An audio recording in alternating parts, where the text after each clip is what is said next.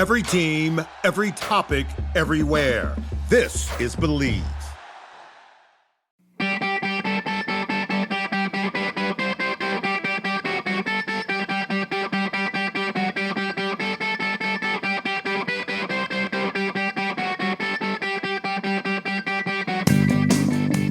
Here we go with short shifts. 10 minutes are on the clock.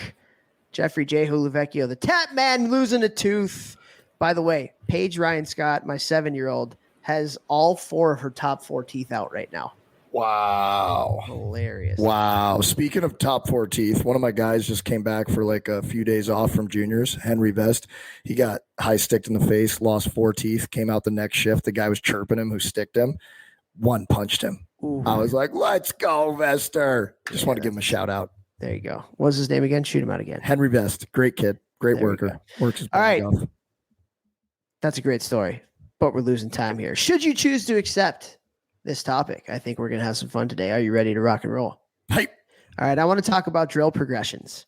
And how important those things are in the transfer of what you're doing in practice and how it can transfer to the games. Different skills, different concepts, different habits, things like that.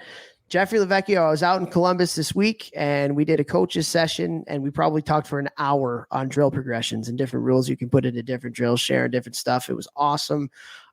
So drill progressions, how important are they? How can you use them in your practice or maybe in your gym? Go. I mean, your life. I mean, anytime I'm trying to achieve anything, which with a drill, you're trying to achieve something. You're trying to get better at something, trying to work on something. So first you have to define, what am I trying to get better at? What skill do I want to work on? What team strategy am I trying to work on? What is the reason? What is the goal that I'm going to do this drill? We'll just say one drill, for example, whatever that is. And now think about where your team is at today, where you want them to be by the end of the season. How many months is that? What does that look like? Like if you're going to really dial this in. And then you look at, okay, well, this is where they need to be. This is where we're at today. And then you write out a couple of steps. What is step 1 to getting on, if we're level 3 and 10 is where I want to be at the end of the year, what do we need to work on at level 3? And then once we master that, what is level 4? What is level 5, 6, 7, 8, 9, 10? Through this same drill or this same very similar concept of drill, what are more things that we can have them focus on? What more things can we add in? What more things can we make the drill harder, more beneficial, like whatever it is. And then you create those progressions and then you work on them. And once they master one or they're getting close to mastering it, then you throw in that next progression. Okay, 2-on-1 drill, we were working on this. Well, now we're going to add in a back checker. And obviously that's going to be a later progression because now that changes the whole dynamic of the 2-on-1. But that's a simple progression that immediately changes the 2-on-1 to be more game-like, because in a game, somebody's going to be back checking their bag off and trying to break up that play. A step before that might be a time limit. You're trying to get used to them having to play a little bit quicker. Somebody's not back checking them, but they're playing, you got 8 seconds from when you hit the red line over or the far blue line over and a whistle's going. And then immediately we go back the other way. And now you added a back check component. Whereas if they don't score, now they have to stop, hit the hooks and start coming back. There's another progression. So these don't have to be really big, crazy changes, but it's just adding another layer until you get them to the skill level or compete level or whatever it is that you want them to be at from this said drill. And if you do that with all your drills, I promise you sit down one day, and you write these things out, you'll have basically ideas for your practices for the entire season. Entire season will be like, okay, like the first month, we're doing level 1s across the board. Once they get there, this is level 2. Whenever they get there, we'll jump to 2, 3, 4, 5, 6, 7. It'll make your life a lot easier. And I guarantee you, because now you're staying on a development path where here's day 1, here's where I want them at the end of the year.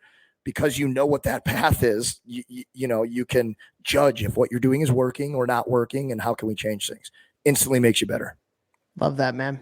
Love that. It's it's progressing the drill, adding new things to it, adding little wrinkles that can help to make it a little bit more challenging, help to work on a different type of habit, within the skill. And it was really interesting, man. So I this summer I hopped on the ice with Brian Kane. Brian Kane, Genius. one of the most downloaded podcasts that we've done. We've had him on a couple times. He is now, I believe his official title is head of skill development for the Blackhawks. And so listen to those episodes. He's a genius. Yeah, like he's one of the smartest hockey people in the world. And so got to go on the ice with him. It was really interesting because he could do one drill with high level players for about 45 minutes, bro, with a bunch of different parts to it. Right. Dude. So you start here and then you add and you progress and you change a little bit and here and there and blah, blah, blah, blah. So like, what would an example potentially be, in something like this? So maybe you're at level 1, like you talked about. Maybe you want to work on rims in the offensive zone.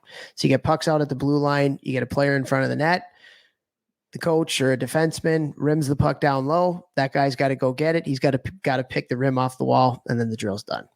It's very simple. I don't want to say easy because picking up rims can be difficult for people and something that players are working on all the time, right? So there's level 1. Now level 2, they got to pick the puck off the wall after that rim, and now you add a second offensive player, and you got to find that player in the slot. So now we've just added something where it's become a little bit harder. He's got to pick it up off the wall. Then he's got to get it set up. Then he's got to find the person in the slot. Okay. Then maybe the next progression that you have is you add a defender. You had a defender and you tell that defender, you either go at the player who's getting that rim, or you got to stand right next to the player who's going to be in the slot.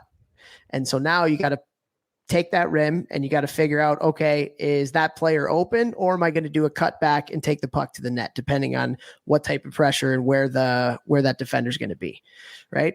Then maybe you add another progression where now you make it into a 3-on-1, where now the defenseman that rimmed it, or maybe it's a forward that rimmed it down, now maybe he's got to come down the wall and he's a scissor option now. So you get the puck, you get it off the wall, and the D goes down and scissors, and now it's a 3-on-1 going to the net. Then maybe you add another defender. Now it's a 3-on-2. Like you can just add little things to a drill, make it a little bit more difficult. So you're kind of starting with a starting point of, okay, we're going to work almost kind of like tactically on a skill. And then we're going to add some different things in here that's going to make it a little bit more game-like, where you can take that and it'll look more like a game, and that's what's going to transfer. Genius. Right? Just like examples. And Cater, those weren't the exact things that he did. I should have written it down.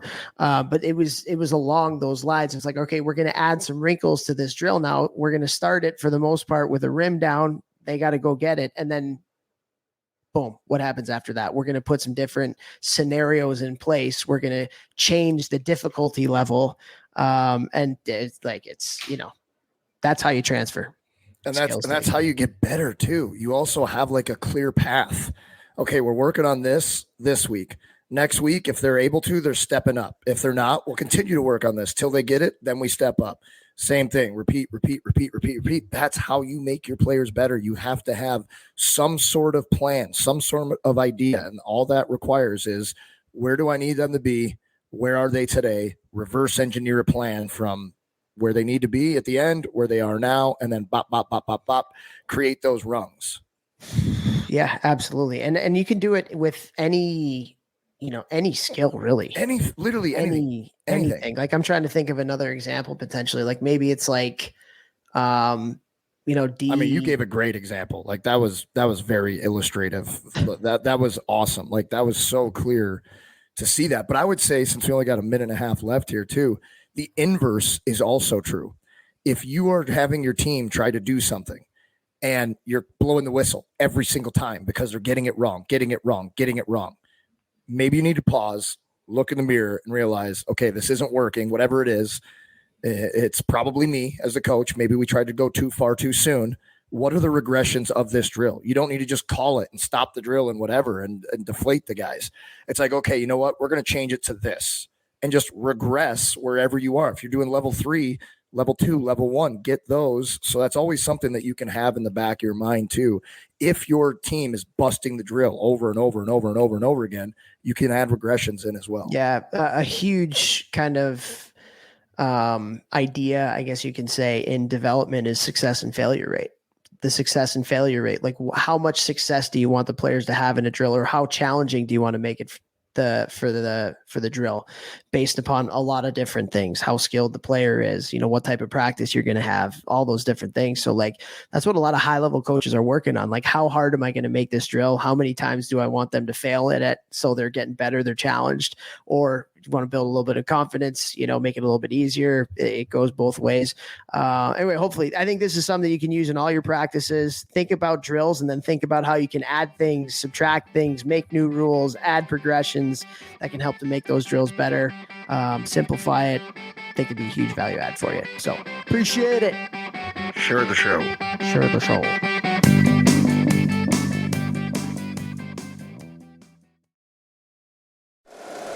If you like the show, please take a moment to rate, review, and subscribe. It really does help the show to grow. Thank you for listening.